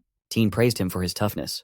It's not every day that he gets to fight an opponent who can last this long. Unfortunately for Ian, he can't just win by running around. Even though he was clearly on the back foot, he still had the energy to promise that Teen's damned mouth would be shut after they were done. Teen claimed that if Ian could really do that, he would admit his defeat like a man. You see, the men of the fierce Southern Kingdom are willing to bear the consequences of a fair duel. It's pretty rich coming from some asshole harassing Syria just because he can't beat her in a fair match. Excitedly, Teen charged forward, seemingly aiming for a kill shot. Ian focused and read the trajectory of the swing coming from above, but it turned out to be an effective feint. The magic great sword flashed like lightning and hit Ian from the side. The slash knocked the wind out of his sails. Ian was brought down to his ass. He had never fought someone with such lightning-fast speed. Teen chose this moment to ask Ian about something that's been bothering him during Ian's first fight against Syria. At that time, Teen saw him dodge an attack that was supposedly unavoidable. It was as if Ian bent reality itself for a quick moment. Teen must be yapping about the time he got possessed by that mysterious evil spirit. Logically speaking, only a master should be able to use spatial steps. Speaking of steps, Ian noticed that the ground in the area felt particularly soft. Surveying the ground, it was full of indentations gouged up from the fight earlier. Something clicked, and he finally figured out his only shot of winning. While he was having his breakthrough moment, Teen increased the intensity while seeking more information regarding Ian's bizarre technique. He looked like a berserker surrounded by lightning, but Ian kept on dodging with his clumsy movement. After getting out of Teen's massive attack range, Ian sheathed his sword back to its scabbard. Teen saw this and took it as an admission of defeat. He thinks Ian has given up, but our boy is just biding his time and waiting for the right timing. Like the inexperienced magic swordsman that he is, Teen took the bait and charged forth. After taking a few fast-paced steps, his feet dug into the soft ground. Taking the terrain into account, Ian calculated the precise angle to dodge without wasted movement. Teen slashed nothing but air. Vulnerable, he looked at Ian and saw a brutal eye staring him down while wielding a hatchet. Finally, Ian landed his first clean hit of the fight, and it shook Teen to the core. The attack landing significantly affected the arrogant young master's confidence. He tried to recover and reclaim the momentum, but he was a tad bit too slow. Ian Purkis blitzed him down to the ground, preventing him from even lifting his great sword. Ian savagely grabbed hold of the snotty noble's neck, putting him in a nasty chokehold. He demanded silence while raising the hatchet up, its dull side aimed at Teen's pretty boy face. He promised that he would shut this guy's trap earlier, and it's time to do just that. Teen was confused. He'd never encountered this kind of savagery in his life. Ian continuously pummeled his face with the dull end of the hatchet, beating him up with dull pains until he passed out from the pain. Ian's anger for the dirty bastards who dared to mess with Syria flared up. Scum like this, who shits on somebody behind their back, deserves everything painful. Someone like this spoiled noble needs to be smashed to a pulp to learn a lesson. By the time he was done with Teen, the handsome young master of the Southern Kingdom was barely clinging to life. Suddenly, the first goon Ian dealt with woke up to continue his posturing about being superior and all that BS. He claimed to be Lupin, the third son of the Empire's Count Raynella. While the arrogant rant continues, Ian simply sends his hatchet flying inches away from the brat's face. All that yapping and all Ian gathered was that there was another shit brain trying to get their head smashed to a pulp once more. At least now that one of the goons is awake, he'll have someone to properly interrogate about Syria's personal information getting leaked. Lupin finally realized that his words had no meaning here, and immediately snitched about the green-haired girl who told them about Syria's home life. They have no idea who that girl is or what her angle is, but that striking green hair stands out. Lupin swore that they had learned everything about Syria's mother from that mysterious girl, and he didn't know anything else. He swore that this was all he had, hoping that Ian wouldn't brutally knock him to the dirt like the others. It might not be much, but Ian still has a clue. In any case, he urged Lupin to carve this event into his skull. Next time there won't be any warnings. After dealing with the delinquent third years, Syria should regain some sort of normalcy in her life again. Now that bastards know that if they try something nasty again, some crazy lunatic will hunt them to the ends of the world. And for the scumbag who's spreading the word about Syria's past, Ian vowed to find and crush them. A day later, the students of the swordsmanship department honed their skills by sparring with one another in class. While everyone was focused on their spars, Saria could not help but worry about Ian. She feels that he might have acted out of anger yesterday. She doesn't want that. No matter what happens, she doesn't want to drag someone she cares about in her own issues. Her thoughts were disrupted by yet another disrespectful dig at her. Some girls called her an orphan and laughed at her face when she glared at them. Instead of feeling fear and standing down, the witches continued harassing Saria. They mocked her, saying that she couldn't even cry to her mommy if she wanted to. For the past few days, she's been taking every blow to the chin. She doesn't want to cause trouble for her family, but a person can only endure for so long. With a sword in hand, she struggled to control herself lest she let go and slaughter these talentless NPCs. Seeing the ferocious look in her eyes, the witches continued to add fuel to the fire. They jest that if she attacks, that must be because of improper upbringing. The two would have continued hurling hurtful insults if it hadn't been for a surprising and commanding voice telling them to stop. Behind them appeared Teen Atri. His face was full of bandages covering up all the injuries that Ian had inflicted. He told the witches to back off and leave if they didn't want to end up like him. The witches immediately folded upon seeing a top student exuding pressure. The girls tried to excuse their way out of trouble, but Teen refused to let them go. He's familiar with their game. He used the same strategies after all. He announced that Ian Purkis gave him the business without giving them a chance to explain themselves. His whole squad showed up with various injuries and unsightly wounds, striking fear into every student's heart. The witches trembled, thinking that they might suffer the same fate. Teen and his entire beaten entourage walked up to Saria with solemn expressions. Surprisingly, the entire gang bowed down to Saria and apologized for their immature actions. Teen promised to never bother her again. Saria was taken aback.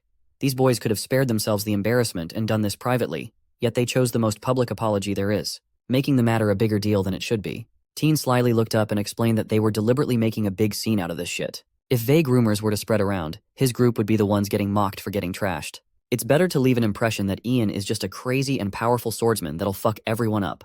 To be completely honest, Teen still doesn't like Saria. He finds her rude, but what's more annoying is the gap in skill between them, not to mention powerful backers. However, he's willing to recognize that finding good allies is also a skill in this world.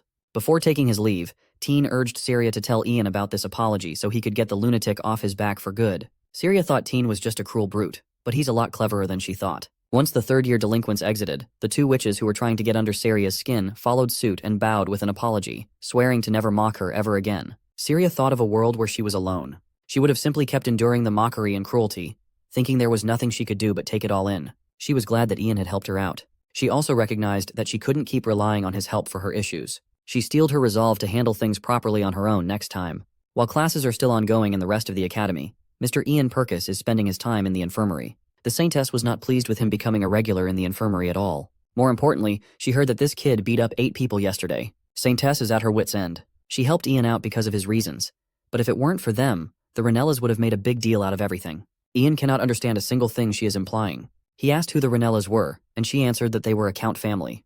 That bastard Lupin was their third son. While it seems like Lupin complied, Ian made a mental note to keep tabs on the kid, just in case he's scheming something for revenge. Still, he might have moved too hastily yesterday. He didn't consider bigger noble families exercising pressure on his family. Thankfully, after hearing his side of the story, the Saintess took his side. She firmly believes that the heavens protect the righteous. There's also the favor she owed her from last time. Hearing the mention of favor confused him again. The Saintess gauged that he might not remember what he did that time and asserted that it was no big deal. Another puzzling thing was the name she called Ian by Emmanuel. Once he was left alone, Ian quietly deliberated. The Saintess must be talking about the time when he was possessed by that damned evil spirit. Perhaps it's time to figure out what the hell he was up to that week. The Saintess is a seraphic being that he never would have met outside the academy by normal means. There must be something more she is hiding. Just how big of a favor she owed the evil spirit to go out of her way to heal him time and time again. Ian's solitude was short-lived. The door creaked open, and Celine craned her face inside, her expression lighting up as soon as she saw Ian's face. She immediately jumped to his lap while checking on his injuries. The injuries that she's aggravating by being so energetically charged. Then she flipped into jealous mode, asking Ian why he cared so much about that rude Yerdina bitch. He simply shut her annoying rant down by saying that she would have done the same thing for Celine. He promised to protect her after all. Knowing that he remembered a silly promise from years ago calmed Celine down. Ian is not the type to forget those kinds of promises, but he's the type to get possessed by an evil spirit and blackout for a week. He remembered how the high-ranking nobles set their eyes on her family's territory. As a part of their scheme, the nobles targeted Celine's uncle. When Ian saw her, his best friend, crying in the flower garden, he decided that he would protect her from everything the world throws their way. Hearing his reassuring words, Celine wrapped her arms around Ian, clinging to him tightly. Of course, Ian, the airhead, had to ruin the mood by telling her that she's like a little sister he wants to protect. Celine's fantasy crumbled upon hearing that she was nothing more than a little sis. Annoyed, she stepped on Ian's toes with force. She violently lectured her about the sanctity of the intimate moment he just ruined. Being the airhead that he is, Ian doesn't even know what he said or did wrong. Celine finally gave up. There's just no point in explaining feelings to an idiot like this guy. Changing the subject, she jumped on board to deal with the Yurdina issue as soon as possible. If they can resolve that thing, she thinks Ian's interest in the girl should fade. The bad-mouthing part isn't new for Syria, but now people are saying mean things to her out in the open and even in front of her. It's not even limited to people holding a grudge against her. Most of the harassers have never even had a real connection with her. Most of the culprits are high-ranking nobles with fairly large networks. Leto laid it out the same way. Ian asked if Celine had any idea as to who was running the show from the shadows. All they can do is narrow down the suspect list. First, it can't be a second year. They're more of an army of bullies without a figurehead. It seemed like Teen's group of third-year students was leading the charge. They weren't the masterminds. That would leave the first and fourth years. It's simple to rule out the first years since they have hardly any contact with Syria. By process of elimination, there's a high chance that the main culprit is a fourth-year student. At this time, Leto's wide nobility network would be perfect to conduct an investigation. They are looking for a fourth-year student who's a high-ranking noble. There's also that green-haired source that Lupin mentioned. Those parameters narrow down the selection by quite a bit. All that's left to do is find and punish the mastermind. Ian's injuries have healed. As he walked through the infirmary, he felt lonely being discharged from the hospital without anyone waiting for him. On the way out, he bumped into Emma's father, who was heading in to visit his daughter. He greeted the young noble with a bow, making Ian uncomfortable. Based on recent checkups, the doctors say Emma's barely clinging on to her life. Emma's father heard the news about Ian killing the magical beast that attacked Emma. For that, he is eternally grateful. In fact, the whole reason he came by was to express his gratitude and then take his leave. Seeing and hearing the father's sincerity ignited Ian's drive to save Emma by any means necessary. With regards to the mastermind hunt, Leto's wide network of nobility connections is proving to be useful. Ian is certain that it's only a matter of time before they pinpoint the culprit. He entered an empty field cradled by trees. Standing in the middle of the field was none other than Syria. Looking at Syria, Ian could not help but notice the change in the atmosphere surrounding her. Recalling how monstrous she can be in combat, Ian is astonished. Syria had been working up a sweat way before he arrived. When asked how her training had been going, she immediately confessed that it wasn't fine at all without her senior Ian. Realizing that she felt embarrassed by the words that just came out of her mouth, Ian changed the subject. He asked what intense move she was practicing just before he entered. She excitedly yapped that it was her family's hidden swordsmanship technique, the Golden Lion Sword. It's a technique that draws several traces of blades simultaneously, effectively obscuring the distinction between reality and fakes. Right now, Syria can only draw up to 3, but an expert is capable of drawing more than 10 at once. Given its potency and importance, Ian asked if it was okay for him to see such a technique. Syria disputed that even with Ian's skill, imitating Golden Lion Sword is impossible. Immediately recognizing that she just dissed him a little bit, Syria awkwardly backtracked. Ian just took on the chin.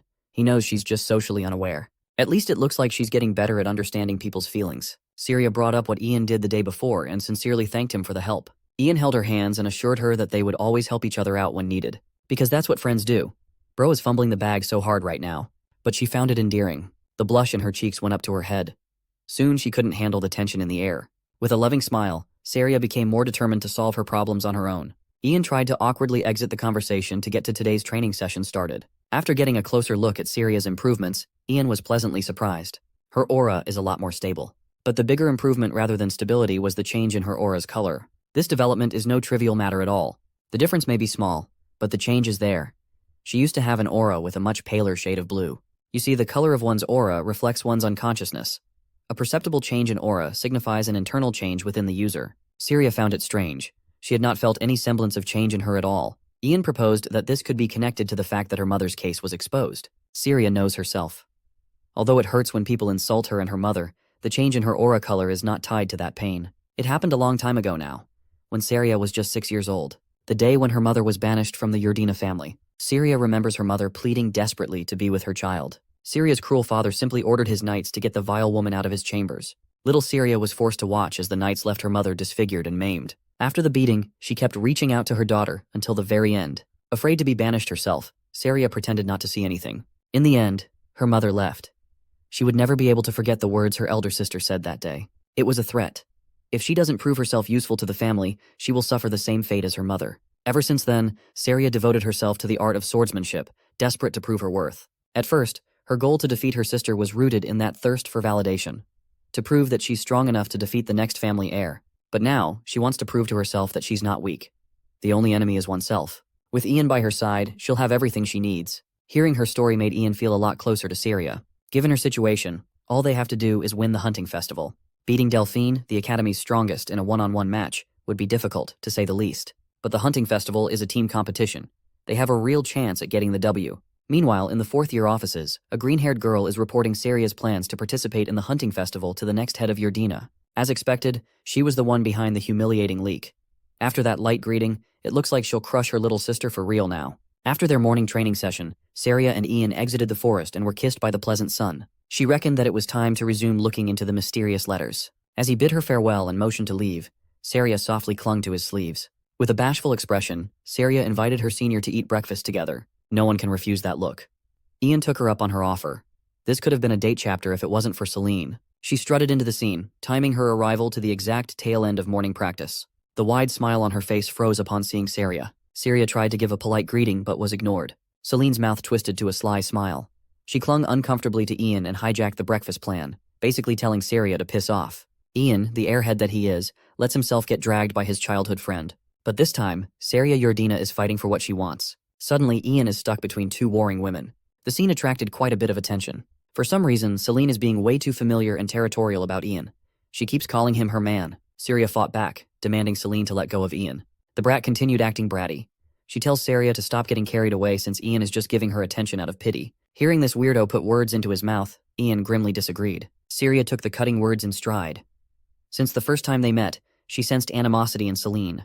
She's one of those who talk smack about Seria when her back is turned. Celine escalated the situation, acting more aggressively. But Seria was vicious. She can see through this girl's ugly inferiority complex in the most vicious way possible. When Celine finally shuts her trap, Seria leaves the girl with a little display of determination. If Ian really is just giving her attention out of pity, she would gladly remain pitiful so they can be together forever. Completely shaken by Seria's words, Celine instinctively reached for her sword. The top student of the second year glared at Celine, daring her to draw the blade so Seria wouldn't have to hold back any longer. She's a demon. Before tensions could rise further, Ian stepped in and dispelled the fight. Maybe it's best if both girls leave him alone for a while. At the end of the day, everybody loses. With the two girls out of his hangout rotation, Ian had no one else to spend time with other than his boy, Leto. He shared what happened in the training ground and why he left the girls, oblivious to the fact that he was the reason for the friction. Leto laughed at his buddy's enviable position. Imagine two absolute beauties fighting over you and causing a scene. After a bit of teasing, Leto gave some solid advice. He believes that Celine must be having conflicting feelings now that she has a rival for Ian's attention. No matter how plainly Leto tried to explain, Ian's empty skull still couldn't understand. Ian awkwardly changed the subject, asking Leto for reports regarding the investigation. Leto assured him that they'll have something within the week. He got his ex-girlfriends and current girlfriends looking for the green-haired girl. I didn't know Leto was chill like that. With that out of the way, Ian brought up the question about the mysterious letters. When asked if he believed that letters could come from the future, Leto thought his friend must be on some kind of illegal substance. Thinking it's better to just show rather than tell, Ian brought out some of the pages. Leto looked at Ian with eyes wide open as he raised his hand, holding nothing but air. Ian was practically waving the pages in front of Leto's face, but Buddy just looked at him like a crazy person. In Leto's eyes, in reality, the letters don't exist. His hands phased through the damn thing.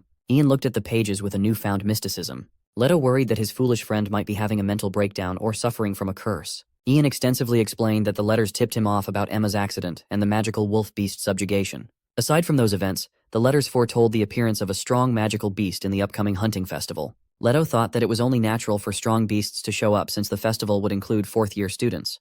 However, based on the letter, something far beyond the students' capabilities will appear. Weirdly enough, no matter how straightforwardly he tried to explain, his words didn't connect with Leto at all. It's entirely possible that he can't even share the contents of the letters with others. Regaining a clear head, Leto entertained the idea of a time-traveling letter. The likely cause would be some kind of time distortion happening only to Ian. Because of that, he has to do everything in his power to prevent a crisis from happening. To put it simply, space-time distortion can only be achieved by the highest magic. Even then, it's only to a limited extent. Emma said something in the same vein before. Leto added that using space-time distortion would disrupt the world order, so there are restrictions in place. Take the magical beast wolf subjugation, for example.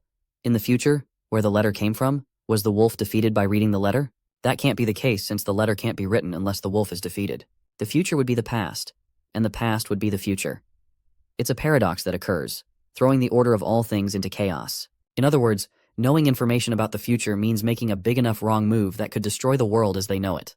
Ian comes to embrace the gripping realization that possessing knowledge of the future could very much unleash destruction with even the slightest mistake. That's why his friend wants him to be careful, and believes that the sender of the letter is trying to do the same. In this case, Ian is limited in his actions, and as long as he doesn't do something crazy, the world will continue to follow the same events. Still, the truth is set in stone, and it's that his actions could lead to total annihilation of the world. A random guy like him, a nobody, now feels the crushing weight of bearing such a heavy burden. Ian finds himself stupefied and lost, not knowing what he should be doing anymore. He's approached by an apprehensive lady who is pissed that Ian rocked the shit out of her brother. Her tough girl act is cute, but I think she forgot that she's a midget. In any case, she's brought some company. Her boys have all come here to gang up on Ian. Realizing the situation at hand, Ian now understands that he's dealing with the Ranella family's Elsie, one of the most prominent leaders of the Academy's factions. Ian's having a headache. He used the Saint test to take care of the situation for him, but things have only taken a turn for the worst. He thinks this is game over now, and even thinks it's best to get his ass kicked and be done with. Elsie's arguing with her brother, when suddenly they find one of their men dismantled unconscious on the ground. Bro was assassinated by a flying textbook. The assailant is a beautiful blonde, confident in her stride. This woman is none other than Delphine Yurdina, Saria's cocky sister. She talks shit in front of Elsie, and they have their own little clash going on. It's good for Ian, since now they're too busy arguing with each other to pay any attention to him. He's never seen Delphine up close and personal. The fact that she happens to be Saria's sister gives him enough reason to communicate with her. But with the situation he's stuck with, Ian thinks it's best to skedaddle while he still can. As he's turning to leave, he gets caught and accused of trying to run away. Ian's making excuses for himself when he overhears Elsie, who throws out a ridiculous accusation. She thinks Delphine's got a crush on Ian, which is why she's going the extra mile to cover for him. She wonders what Delphine has planned for him. After all, they both know what Ian did to Saria. Their conversation is interrupted with our boy putting the dipshit on the ground. He went from being nonchalant to combat mode, infuriated that they muddied Saria's name by bringing it into the discussion. Ian amuses how Elsie is planning to stop him. Feeling threatened, she sends her goons forward. Ian bitch slaps one of them into the ground, before dodging the second guy's sword swings with ease. Ian counters with a slash of his own, putting the other guy on the ground too. He towers over his victim, his blade raised and ready to finish his opponent. Ian deals the deadly blow, showing no signs of mercy or restraint. In mere moments, he's got bodies on the ground all around him. Suddenly he senses an attack and dodges a lightning blast. It's from Elsie, which is great, since Ian was meaning to fight her in a one-on-one fight. He's happy to have pinned her on her own. Elsie mocks him for ever believing he could best her in a fight. The cold protagonist casually replies that they're soon gonna test that little theory of hers. Saying that, he blitzes full speed, getting behind Elsie to slice her down with his axe. Elsie was able to defend against his heavy blow thanks to her good defense, but that attack left her drained. Her shield was able to sustain the impact. Facing a small fry like him should be nothing to her after all. Ian is happy to test out the shield's defenses for her, wondering just how long her shield will be able to keep up. Her enforced barrier's active. It's Elsie's pride at stake, and she calls him delusional forever believing he could make it past the shield. She's in the middle of giving her "you can't beat me" speech when our boy pulls up with a blade in hand, striking her shield with full strength.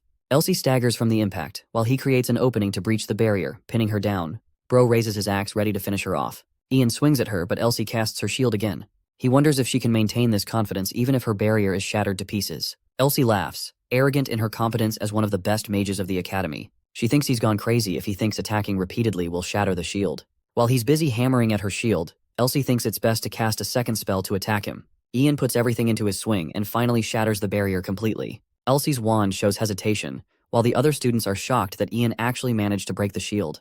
The girl switched from being cocky to being a crybaby in a matter of seconds. She's out here crying like a whiny brat, begging people to help her. Ian thinks it's really rich coming from someone who mocked both him and Saria. Elsie understands that she's at death's door and pleads for her life. With his axe raised again, Ian thinks she made the fatal mistake of holding a grudge against the both of them. He concludes his attack, intentionally missing her by an inch. It's a warning, a threat to her life, a reminder that if he wants to take her life, he won't hesitate the next time around.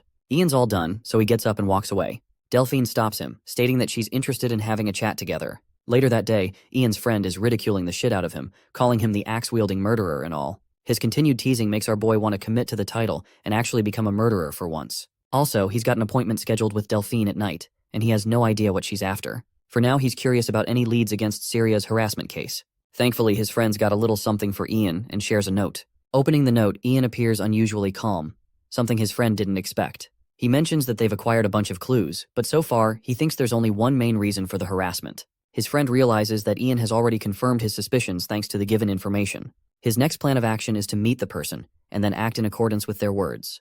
Let's switch perspectives to Saria, who learns that Ian stirred up trouble just to protect her name. She knows he only received slack from Elsie because Ian kept defending Saria's name on every occasion. This guy is the definition of being loyal. Saria thought she had grown independent, and yet she's been receiving his aid to a gratuitous amount. Speaking of the devil, Ian startles her with his sudden appearance. Saria cries, apologizing for what he had to endure for her sake. Our boy thinks it's nothing to worry about, as he's no longer angry. Syria feels guilty that she does nothing while he takes care of all her battles for her, to the point he faced Elsie. To that, Ian gazes at her with a smile, assuring her that it's okay for her to rely on each other. That's what friends do after all. Hearing that, Syria makes a surprisingly cute request to hug him. My guy certainly wasn't expecting that on his bingo card. He's not even ready when she embraces him for a long while. Ian is stumped and doesn't get what's the meaning of this. Syria pulls away all flustered, making up an excuse for it too. She apologizes for causing him trouble. Syria's eyes are drawn to a sepia flower.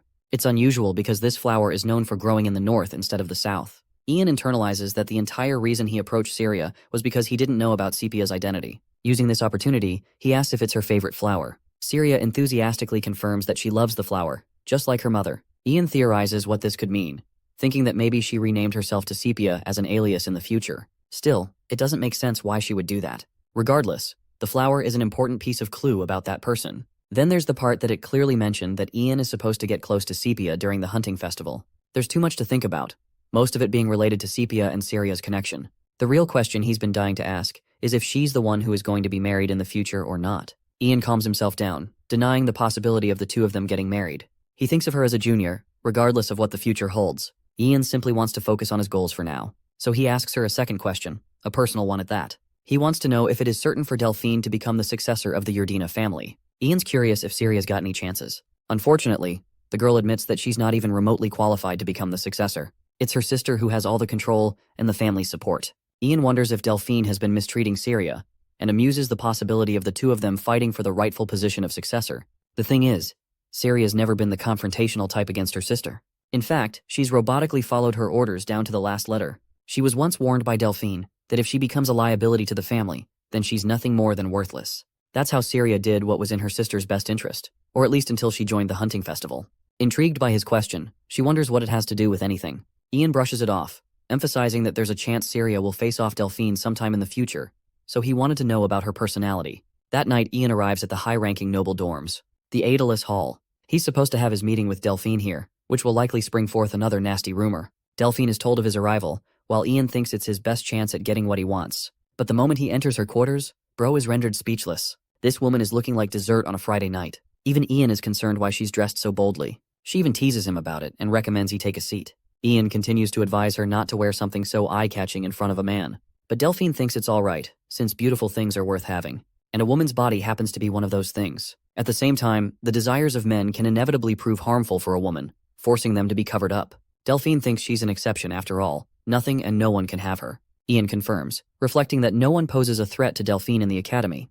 Ian grew up in the countryside, so he's not used to flashy nobles like her. She recommends that he get used to it, but it's as if he's the one being seduced here instead. Getting to the main topic, Delphine gracefully asks him to become her ally. She's never met a young man like him before, and promises to offer him only the best if he joins. Ian wonders what her goals are, and thinks that there's some other reason attached to her offer.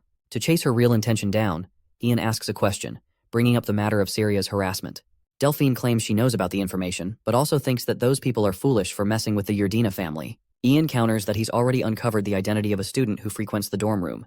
Delphine questions what he's trying to say, since he's being unclear in his speech. Removing all ambiguity, Ian lets loose. He points out that the person responsible for spreading information about Syria belongs to the Yardina family.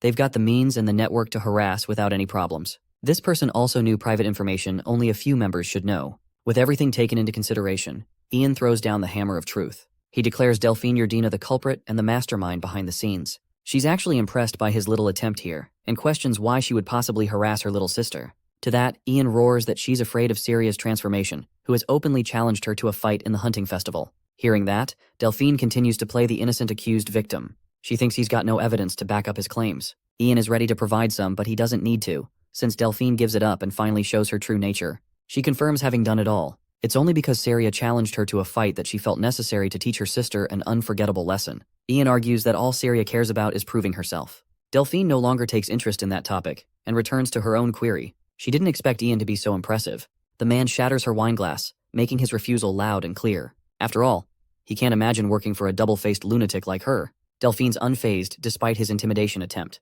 She immediately counters him by pulling a blade to his neck, as if to leave a warning of her own. Ian's surprised she managed to keep the weapon hidden well. Regardless of what went down, Delphine's interest in him continues to grow, remarking that only a handful of people can be as bold as him. Delphine's drawn to his allure, wanting to train him as a weapon of her own hunting. Damn, some guys are dying of thirst while this dude is practically drowning in hose. Ian thinks she'll deeply regret ever doing that. But Delphine disagrees, vowing not to regret unless in defeat. She concludes their little chat and thinks it's best for him to leave now. And guys, I don't know why, but Ian is really acting like a thug.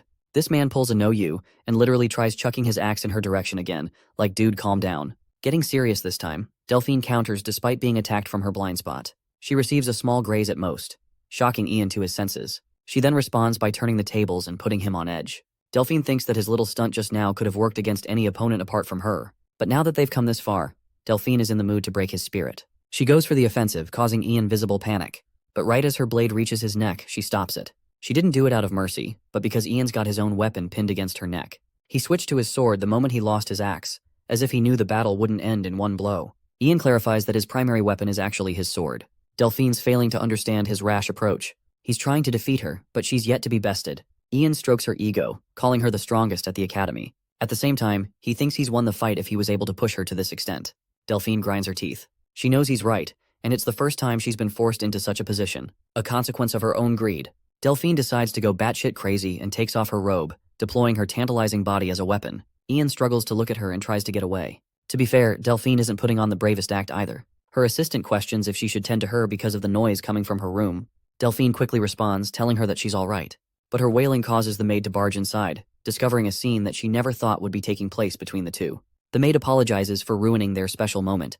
Funnily enough, this causes the brooding Delphine to become a soft and shy girl. Meanwhile, our boy can't handle the heat. He quickly picks up his axe and runs the fuck away after saying his goodbyes.